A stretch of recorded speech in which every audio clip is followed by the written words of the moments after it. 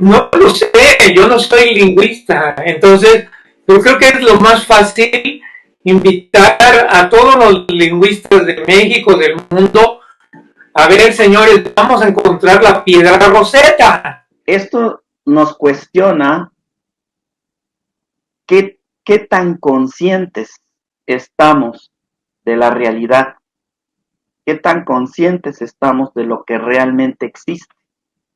Y a eso es a donde quiero llegar. Entonces, eh, continuamos, Carlos, pues se va a poner interesante ahora que estamos escuchando nuevamente de la esfera de Buga, que se dice que pues tiene 12.640 años, algo así, de antigüedad. Y bueno, vamos a intentar ver todo esto de una manera objetiva.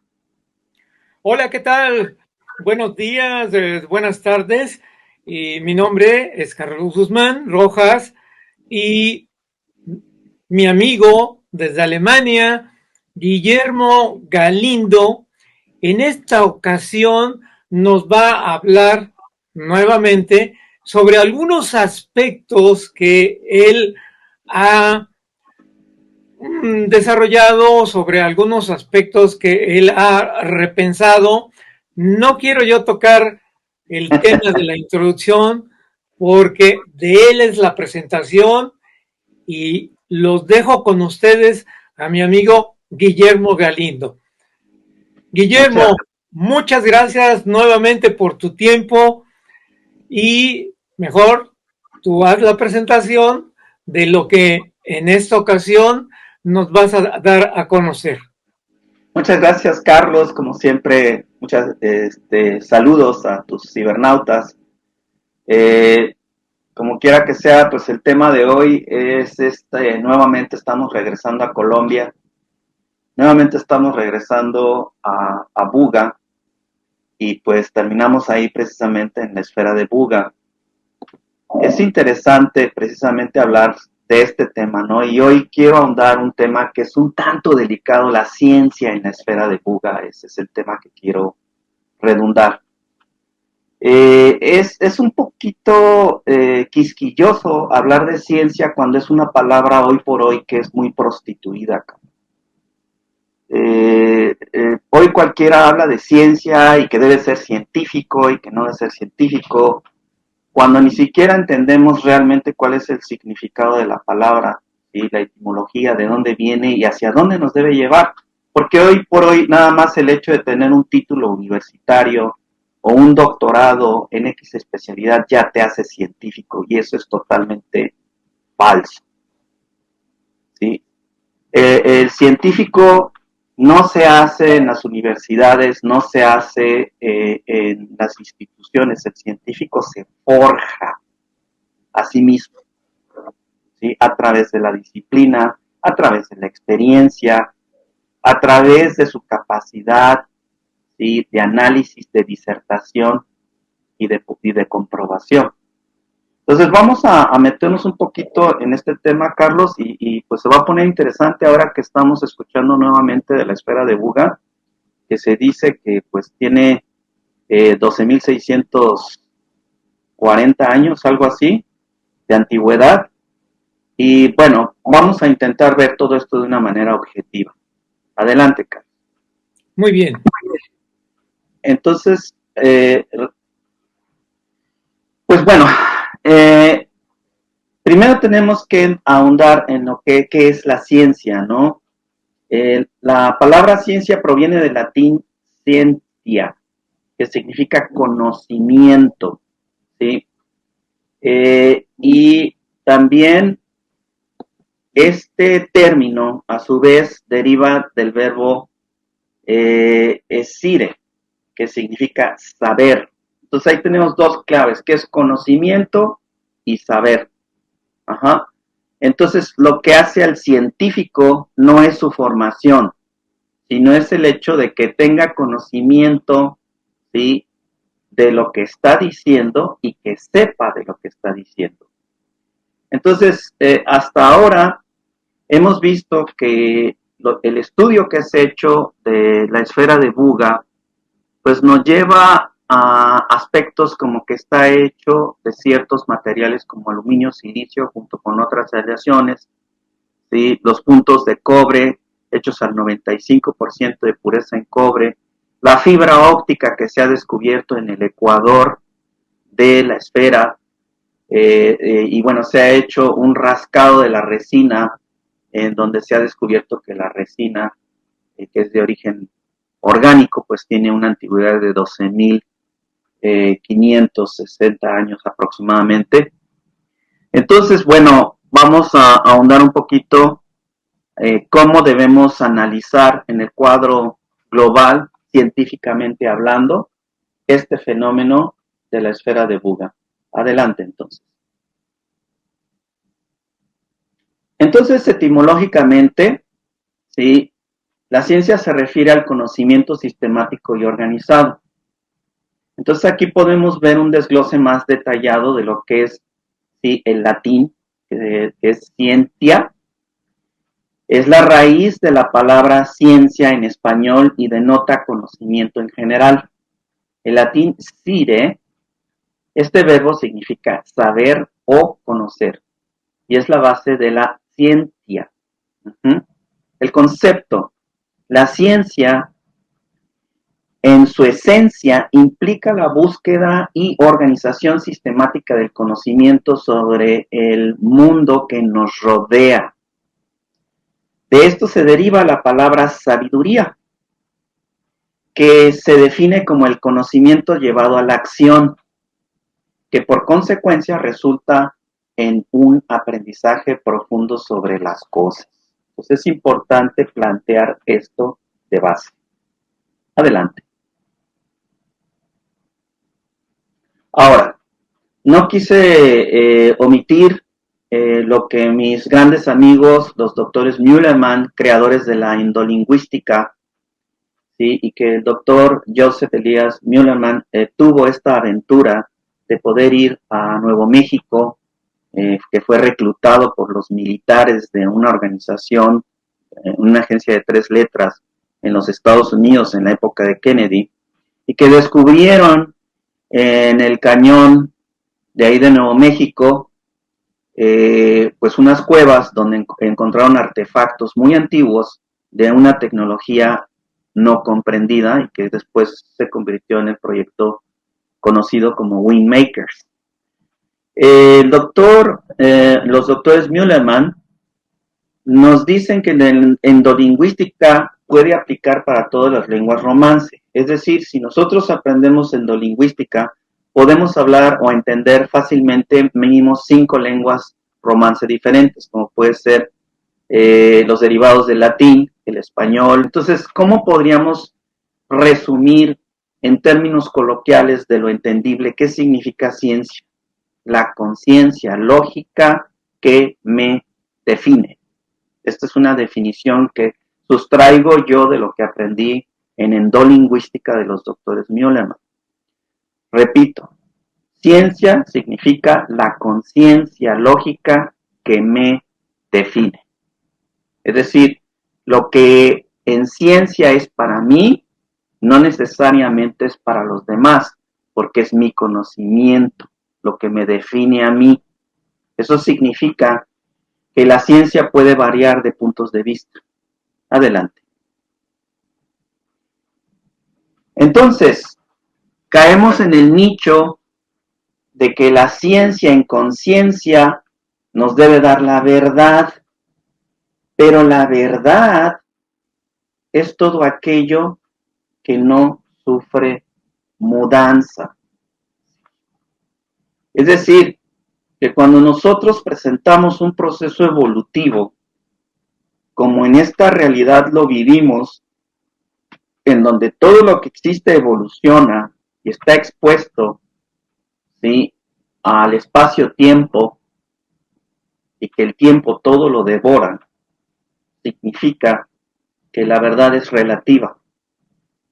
¿Por qué? Porque un objeto que nosotros podemos estar observando en este momento, en 100 años puede dejar de existir, en 1000 años o en 10.000 años, pero al final el tiempo lo devora todo. Entonces, si nosotros decimos que la verdad es lo permanente, ¿sí? La verdad es lo único incambiable, la verdad es lo que es, ¿sí? La falsedad es lo que parece ser, la verdad es algo y no tiene causa, y sin embargo es la causa de todo. La falsedad es nada y sin embargo es la manifestación de algo. Esto nos cuestiona qué tan conscientes estamos de la realidad, qué tan conscientes estamos de lo que realmente existe. Y a eso es a donde quiero llegar. Entonces, continuamos. El primer aspecto que nosotros agregamos en el método científico es la observación. Y pues nos decía por ahí un poeta latinoamericano que todo depende del cristal con que se mira. ¿Por qué? Porque lo que para una persona puede ser una cara de la moneda, la que está en sentido contrario está viendo otra cara. Los dos pueden estar viendo la verdad, sin embargo las realidades que presencian a una cara de la moneda correspondiente pues es diferente. Entonces se entiende que aunándonos a la esfera o enfocándonos a la esfera, se entiende que la esfera como un objeto brillante y plateado que aparentemente se encontraba levitando en la vecindad de la población de Buga, Colombia, eso es lo que observamos, y se han realizado exhaustivas investigaciones respecto a observadores, ¿sí?, presenciales y material videográfico que permitieron recuperar el objeto, ¿sí?, para su estudio en México, y de esto se derivan los siguientes comentarios o conclusiones. Adelante. Entonces, la observación es importante en toda investigación, porque entendemos que la interpretación de un fenómeno o evento se manifiesta en nuestro campo de realidad. Esto es básico, ¿sí? La realidad varía en torno a la observación. Sin embargo, esto se limita a nuestros 5 sentidos, y esto persistió durante muchos décadas, siglos inclusive, de científicos, investigadores de hace 100 años, que solo entendían la realidad en términos de lo que ellos observaban. Y esto dio origen a la europeización, ¿sí?, de la ciencia. Porque aún hoy seguimos creyendo que la base de la cultura europea es con la que se debe ejercer todo el conocimiento científico. Y esto es un error, porque hay culturas en otras partes del mundo que también desarrollaron su propia ciencia. Desde la India, desde China, mismo Mesoamérica, etc. Entonces, de esto derivamos que con el surgimiento de la metrología hoy, hemos podido ampliar lo que percibimos, ¿sí? Es decir, tenemos máquinas para medir lo que no vemos, lo que no escuchamos, lo que no olemos, ¿sí?, lo que no palpamos. No obstante, debemos admitir que esto es aún limitado, ya que existen fenómenos y manifestaciones que no podemos medir y aún no comprendemos. Pues prueba de ello pues, es la materia u energía oscura. ¿Sí? Sabemos que existe matemáticamente, pero no la podemos medir. La observación debe ser cuantitativa y cualitativa. Debemos poder cuantificar el acumular datos en un lapso de tiempo y debemos poder calificar estos datos. Si yo nada más hago una sola medición y lo hago experiencial y le meto emoción, pues ya me perdí.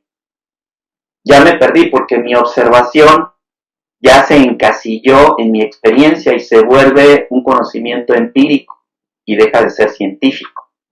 ¿Qué significa empírico? Que ya lo experiencié, ¿sí?, y lo voy a percibir de acuerdo a mi estado de conciencia ciencia, de acuerdo a mi realidad, pero eso no significa que va a ser válido para otras personas.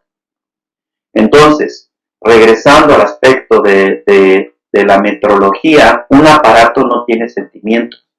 Pues un aparato me va a poder permitir medir y repetir, pero no es la medición en sí la que me va a definir el fenómeno, sino la parte cuantitativa que se resume en estadística.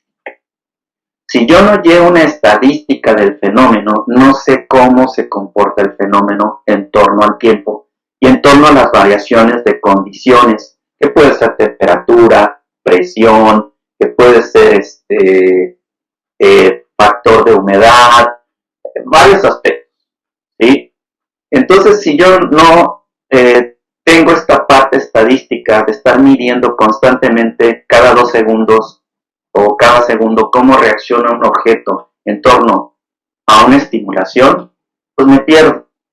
Y entonces esa medición que yo hago con un aparato en la mano, pues solo se vuelve experiencial y no es cuantitativa, puede ser un tanto cualitativa, pero es subjetiva, se pierde totalmente en mi punto de vista. Y esto es lo que tratamos de evitar con lo que hoy conocemos como metrología.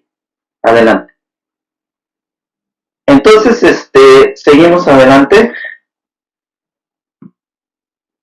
Es importante también el tener un planteamiento de a dónde queremos llegar, el famoso planteamiento del problema, ¿sí? Entonces se requiere definir si el objeto es de origen humano y contemporáneo. O sea, debemos saber hacer las preguntas adecuadas. En el caso de la esfera de Buga, ¿es un objeto de origen humano? ¿Es un objeto de este tiempo? ¿Sí? Se requiere también definir, entender la construcción externa e interna del objeto, de qué está hecho. Sí podemos definir la externa por razones obvias, que es lo que tenemos acceso directo e inmediato, pero sigue estando en incógnita qué es lo que lleva adentro. Obviamente no se quiere abrir el objeto por razones obvias, no queremos destruirlo. Definir las partes, ¿sí?, exo-intraconstitucionales del objeto. ¿Qué significa eso? De cuántos materiales está hecho el objeto y cómo están colocados estos materiales, para qué propósito. Si es solo un contenedor, en el caso de los metales, ¿qué contiene? Puede contener presión, puede contener volumen, puede contener algún tipo de radiación, puede contener ondas electromagnéticas. Entonces viene el aspecto de contención y viene el aspecto interno de qué está pasando dentro del objeto. Desde nivel atómico molecular hasta nivel estructural, de decir, se está formando algún tipo de mecanismo, que puede ser un mecanismo químico, amorfo, como el caso del mercurio, o puede ser un intercambio de materiales, cómo se comportan los metamateriales, etc. Entonces aquí hay un campo muy extenso. ¿Cómo trabaja el objeto? ¿Sí? ¿Cómo el objeto genera energía? ¿Cómo el objeto recibe energía? Y pues el otro objetivo del planteamiento es hacer funcionar o reactivar el objeto, hacerlo nuevamente levitar. Entonces ya tenemos un planteamiento de dónde queremos llegar, definir origen, definir la constitución, ¿sí?, definir la función, definir cómo trabaja, los medios de cómo trabaja y, por supuesto, replicar el funcionamiento. Adelante. Entonces, ya una vez que nosotros tenemos claro el planteamiento del problema, a dónde queremos llegar, de acuerdo al método científico, entonces pues viene una hipótesis. ¿Qué es la hipótesis? Las posibles respuestas a esas cuestiones que yo hice antes, a ese planteamiento de problema. Entonces, el suponer que un objeto es una máquina, por ende, deberá definirse como las partes que la componen desde el punto de vista de que es una máquina. Entonces, toda máquina se define por un sistema el cual implica un ciclo de funcionamiento definido, un propósito, ¿sí?, u utilidad. Entonces, esto es importante. Aquí hay palabras claves, ¿sí? Las partes que componen mi máquina. Definir un sistema. Un sistema se define por una fuente, por qué medio va a fluir la energía y quién va a consumir esa energía. Entonces, es esta triada, ¿sí?, del sistema. Y bueno, pues el propósito de esta máquina, ¿cuál es? Que eso se define en torno al estudio del funcionamiento de la misma. Entonces ya tenemos una hipótesis. Adelante. Entonces las partes que definen un sistema, ¿sí?, definen el flujo y transformación de energía, que podría ser, por ejemplo, qué tipo de energía estoy manejando, eléctrica de origen, hidráulico, neumático, mecánico, etc. Y la energía es un potencial que es capaz, recordemos, de ocasionar un trabajo o una transformación. Que en este caso, enfocándonos específicamente a la esfera de Buga, pues definitivamente su trabajo pues es el primero, levitar, poderse transportar de un punto a otro, y después pues el analizar, ya que suponemos hipotéticamente que es un dron, que hoy estamos muy relacionados con estos aparatos, que sirven para la observación, que sirven para la exploración, que sirven para la documentación, que sirven para el recopilar datos. Entonces, toda máquina que presuma ser un automatismo, ¿sí?, al ser autónomo, requiere por ende cumplir con los bloques que definen a continuación pues un automatismo, ¿sí?, valga la redundancia, la carcasa, los materiales, qué lo contiene y de qué está constituido. ¿Cómo vamos a llegar a esa parte? Adelante. Yo aprendí esto desde el punto de vista de los franceses, que estuve colaborando para una empresa de automatización industrial, es una gran empresa aquí en Europa, y pues el ciclo de automatización para toda máquina te define los bloques que definen un sistema de automatización o una máquina. Entonces lo primero que requiere una máquina, que aquí lo vemos como maquinaria o proceso de trabajo, aquí vemos este bloque. Lo primero que requiere pues, es una fuente de energía, ¿sí?, la energía o fuerza, que puede ser energía mecánica, que puede ser energía hidráulica, que puede ser energía neumática, o puede ser energía eléctrica, pero es necesario definir cuál es la fuente de energía. Entonces ahí tenemos un nicho de investigación. El segundo bloque, que ya se ha discutido mucho, es el sensado. Aparentemente sabemos que tiene fibra óptica, entonces debe de tener un sensado óptico, que también puede ser también de temperatura, a través de la transmisión de temperatura de la carcasa que lo rodea, el metal, el aluminio. Entonces en el sensado ya existe cierto trabajo. Sin embargo, hay que recordar que el bloque de sensado es muy amplio. No solamente es lo que se ve, lo que se siente como la temperatura, sino también lo que se escucha, lo que se huele, lo que se paladea, ¿sí?, lo que se transmite a través del lenguaje, etc. Toda esta información de sensado, ¿a dónde va? Pues debe ir necesariamente a un bloque de procesamiento de datos, donde existe el cerebro del automatismo, ¿sí? En nuestro caso nosotros utilizamos computadoras o la famosa CPU, que significa Unidad Central de Procesamiento. ¿Sí? A nivel industrial se conoce como PLCs, Control Logic Programmable, ¿sí? Que es básicamente una computadora industrial.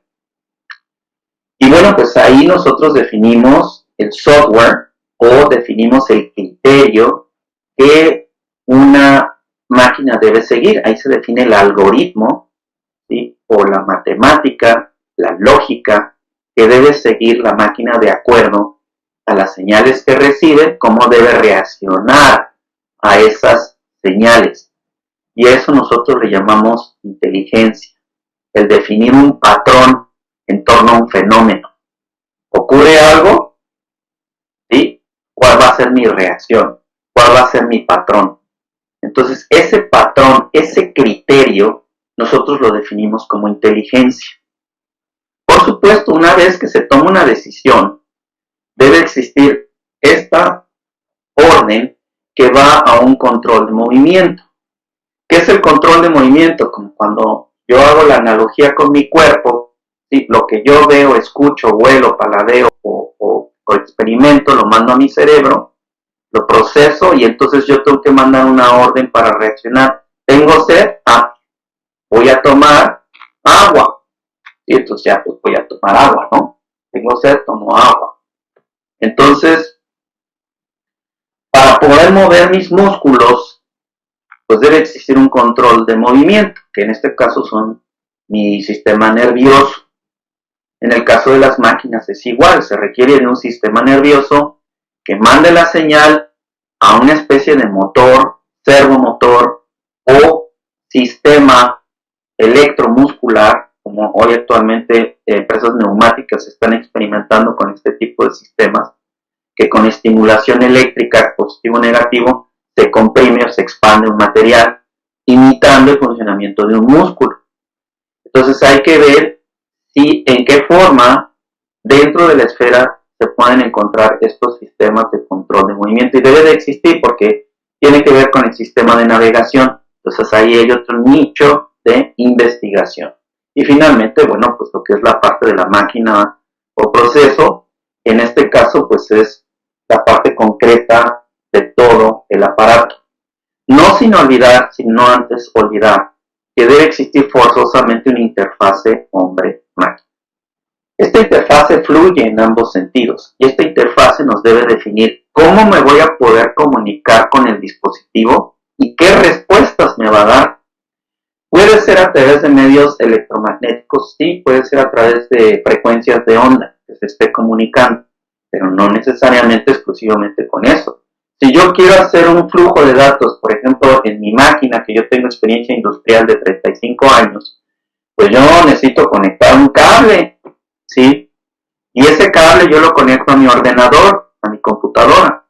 Entonces ya puedo tener acceso a la CPU, la unidad central de procesamiento, a la memoria, el cerebro, y entonces yo ya puedo ver qué tiene el cerebro en datos, qué software, qué programa, qué algoritmos, ¿sí? Y entonces yo ya puedo redefinir esos algoritmos y hacerlo de una manera rápida y consistente, pues lo hago directamente a través de un puerto físico.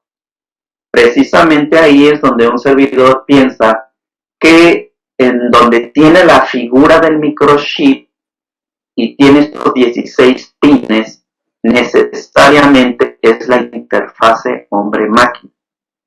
Desde mi punto de vista debe haber un dispositivo externo que se acopla a la esfera de Buga, tiene contacto con esos 16 pines y empieza a transmitir datos para programar o recibir información, de descargar todo el banco de datos de lo que haya acumulado la esfera de Buga.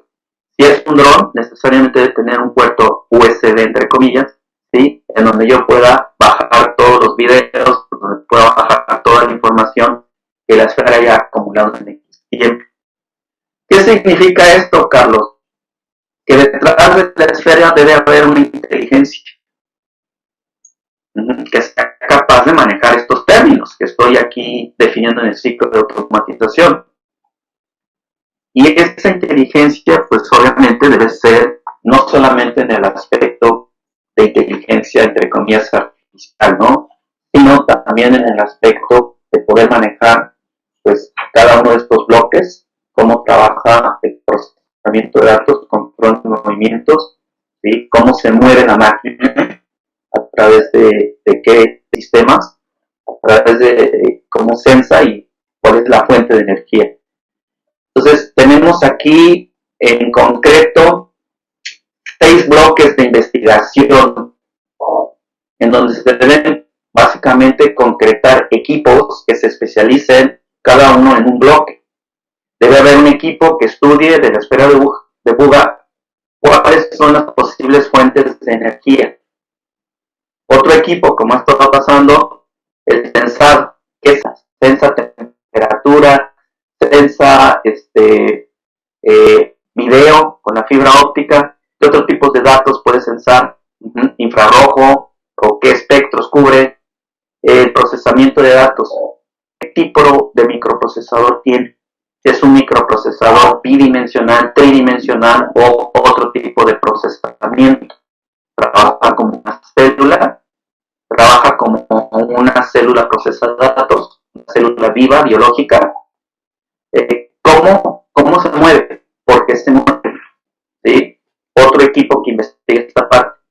Y la parte, por supuesto, de la transferencia de energía interna. Y cómo me comunico con la máquina. Entonces vemos, Carlos, que la tarea que se tiene que hacer para la investigación científica y técnica de la esfera de Buga, pues es enorme. Y pues yo empezaría con estos 6 bloques y empezar a escribir algo que nosotros llamamos en el mundo técnico ficha técnica, que hasta el momento no se ha hecho. ¿Qué es una ficha técnica? Pues es una simple hoja tamaño carta donde pones todos los aspectos técnicos que hasta el momento he descubierto de la esfera, como volumen, como dimensión, como las acotaciones, las medidas, los símbolos, los materiales, todo lo que sea en este momento descubierto de la esfera de Buga debe estar en algo que nosotros llamamos ficha técnica. Y esa ficha técnica va a ser el parteaguas, lo primero que se debe ver en mi libro de como nosotros le llamamos memoria de datos, ¿no? Debemos tener una memoria de datos donde voy plasmando toda esta investigación y entonces realmente ya estamos haciendo una investigación científica. Porque pues si nada más lo vemos, lo platicamos y lo mido una sola vez y no hago una estadística, pues no deja de ser exponencial. Entonces, solo lo cuantitativo y lo cualitativo me va a definir el verdadero conocimiento para que yo realmente pueda estar haciendo ciencia. No necesariamente tiene que ser un doctorado o universitario. También tiene que haber gente con experiencia de la industria, como lo ha hecho el ingeniero que en metalurgia que estaban analizándolo. Pero él es solo experto en metalurgia, ¿sí? Y hay que adicionar otro tipo de especialistas a nivel industrial. Pues sí, interesante porque hay muchas personas que no tienen esa conceptualización de cuál debe de ser el proceso dentro del camino científico y bueno, tú nos los has expuesto aquí muy claro. Pero yo tengo 2 preguntas, Guillermo, de lo que nos has hecho favor de exponer. Tú hablabas en una parte de la presentación en donde dijiste, bueno, es que la verdad, cuando es verdad, va a continuar. Pero yo aquí quiero ponerte el ejemplo de la teoría de la relatividad de Einstein.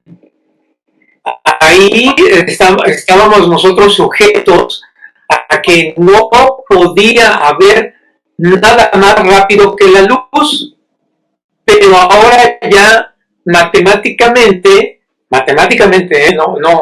no se ha materializado, sí puede desarrollarse un cuerpo, un vehículo, algo más rápido que la luz. Y para ejemplo, pues está la propuesta del doctor Al Courier, ¿no? Su famosa temática de que se desarrollaría una gran máquina que podría doblar el espacio, etcétera, etcétera. Que las verdades no son para siempre. Mira, el poder acercarse a una verdad, lo había dicho, es relativo. Sí. Porque depende del cristal con que lo miras. ¿Sí? Nuestra matemática, específicamente hablando de la teoría de la relatividad de Einstein, pues es lineal.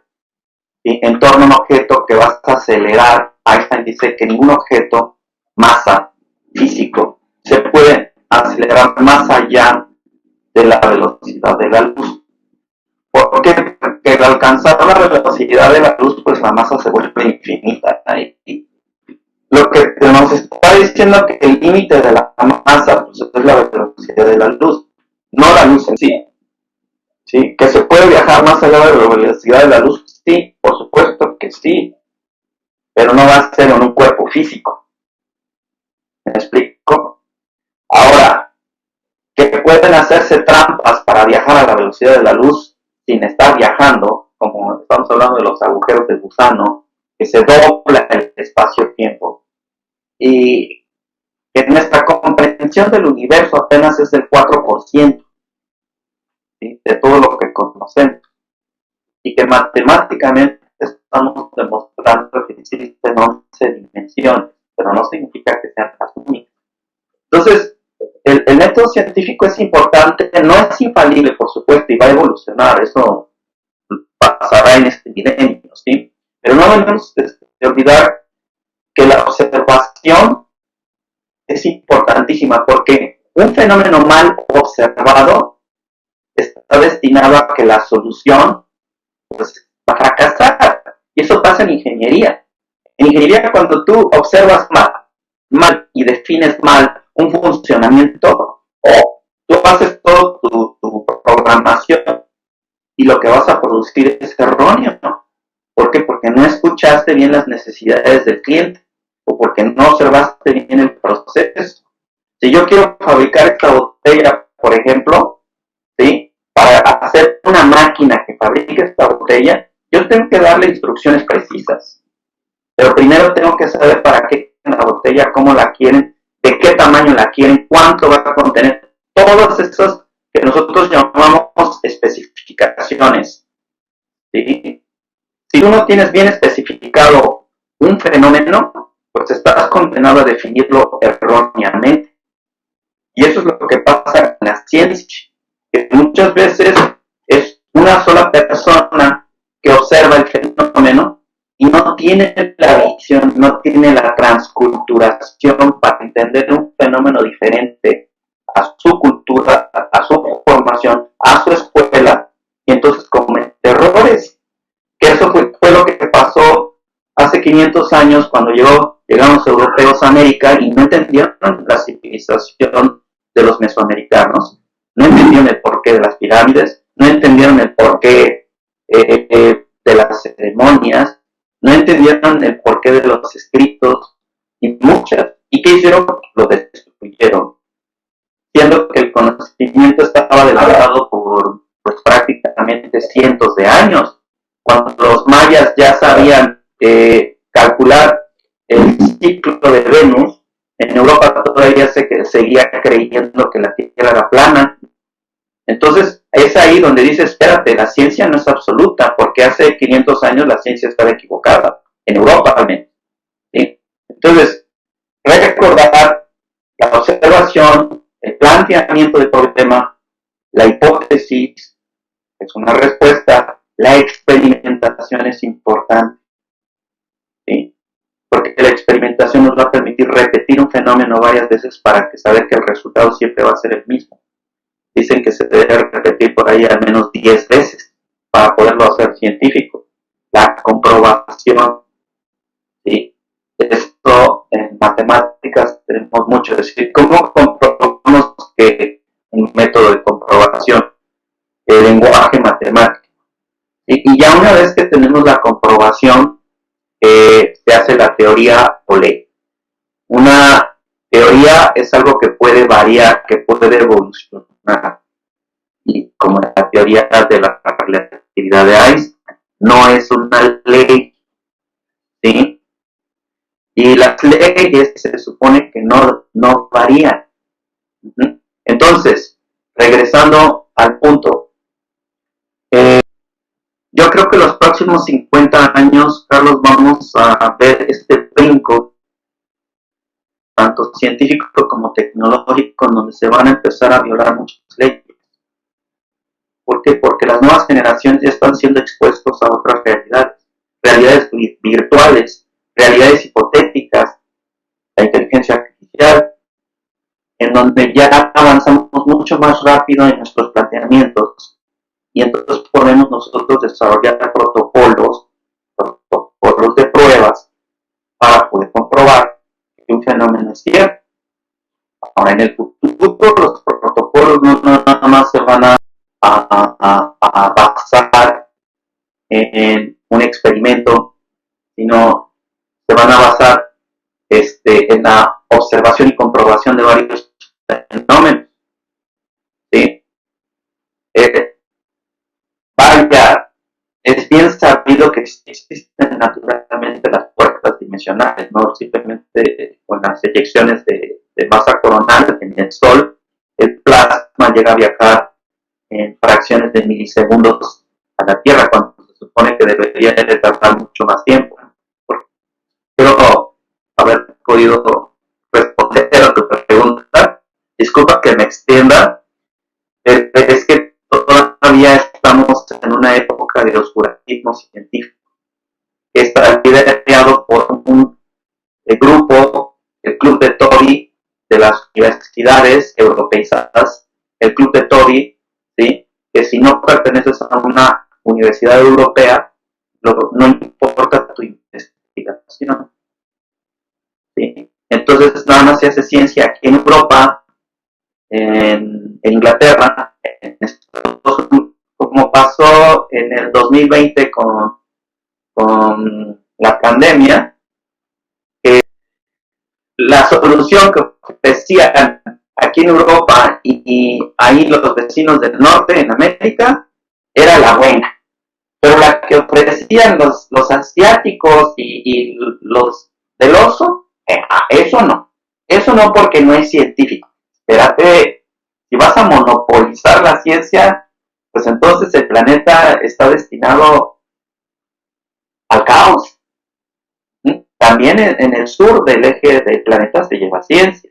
Hay científicos en Sudamérica, hay científicos en África, hay científicos en la India, ¿sí? En Australia. ¿Y cuándo hemos escuchado de que se toman en cuenta sus investigaciones? Entonces, todavía existen muchos trancas y muchas cuestiones ahí por superar como civilización, Carlos, antes de hablar en un lenguaje común, más allá del lenguaje matemático, que es un lenguaje como el francés, como el portugués, como el inglés. El día de mañana se puede crear un lenguaje más allá de la matemática. Y ese lenguaje es el que practicaban los mayas y otras civilizaciones. ¿Por qué no enfocar el esfuerzo del entendimiento de la esfera, empezando primero por los glifos, símbolos que se tienen? Porque es como cuando aconteció en el pasado que no se entendían los glifos, la escritura cuneiforme, y hasta que entonces se entendió, se pudo comprender toda una civilización, o hasta que no se encontró la piedra Rosetta, entonces se pudo entender los símbolos egipcios, porque estaban explicados en griego y estaban explicados en otro idioma. Entonces, aquí, esto, este trabajo se enfoque mucho y bien que hiciste relación a tus maestros de la lingüística, esto, porque pues, vamos a leer esos símbolos, yo creo que sería, ahí estaría la clave para la comprensión de esa esfera. Cuando tú tienes un aparato así que te llega, ¿sí? Tú abres la caja y sacas el aparato. En México lo que hacemos es empezar ahí a jugar con el aparato, verificamos esto y lo otro, pero todo es experiencial. Aquí en Europa no pasa así, Carlos. Aquí en Europa abren la caja, sacan el instructivo, lo empiezan a leer, y ya una vez que leen el instructivo, entonces toman el aparato y de acuerdo al instructivo empiezan a usar, a probar. Yo creo, Carlos, que tienes razón, ese es el gran error que en este momento está cometiendo con la esfera de Buga, porque ¿qué y si lo que estamos leyendo en la carátula de la esfera de Buga es un instructivo, como lo tenemos ahora en todos nuestros aparatos nosotros como civilización? Entonces, si no eres el instructivo, ¿cómo va a hacer funcionar el aparato? Exacto, ese es mi punto de vista, de que, pues sí, parecen símbolos de runas, pues sí, parecen símbolos, Han dicho que no lo sé, yo no soy lingüista, entonces yo creo que es lo más fácil invitar a todos los lingüistas de México, del mundo. A ver, señores, vamos a encontrar la piedra Rosetta. Mira, a mí me extraña mucho porque cuando apareció el mensaje ahí en La Mujer Dormida, por ahí de los años 90, no sé si te acuerdas que una mañana apareció nevado el volcán La Mujer Dormida y tenía ahí unos símbolos. Y hasta los mandaron ahí a Israel porque descubrieron que era proto-hebreo. Sí, sí, sí. No entiendo por qué en esta ocasión se han tardado tanto. ¿Sí? Lo hicieron con los símbolos que aparecieron en el volcán, pero bueno, pues ahí está, y afortunadamente ya existen hoy este tipo de medios, las redes sociales, y pues hay mucha gente, aficionados como autodidactas, que han hecho como un servidor su punto de vista en torno a lo que dice el significado de esto, pero sí, estoy de acuerdo, necesitamos profundizar más y realmente definir el lenguaje y si es efectivamente un instructivo de qué hacer y cómo comunicarse con la esfera. Sí, bueno, hemos llegado al final de esta presentación, Guillermo. No, espero que no se me corte aquí el programa y quiero yo agradecerte tu tiempo, tu dedicación, la atención que tienes conmigo, con las personas que me siguen, y quiero invitarlos precisamente a todas esas personas que sí nos han seguido, pues que compartan este video, que yo espero que este video les cause curiosidad, interés por todo esto que nos estás presentando. Muchísimas gracias. Sí, muchas gracias. Adelante, adelante. Sí, muchas gracias. Solo que se suscriban, que den su like, la campanita es importante porque muchas cabezas piensan mejor que una y lo que ustedes pueden aportar es importante. Esto no es el trabajo de una persona, es el trabajo de muchas personas. Yo sé que entre ustedes pues hay muchas disciplinas, porque sí se requiere un trabajo multidisciplinario para poder realmente llegar a la verdad acerca de este fenómeno de la esfera de Buga. Pues muchas gracias, seguiremos en contacto. Gracias, Guillermo.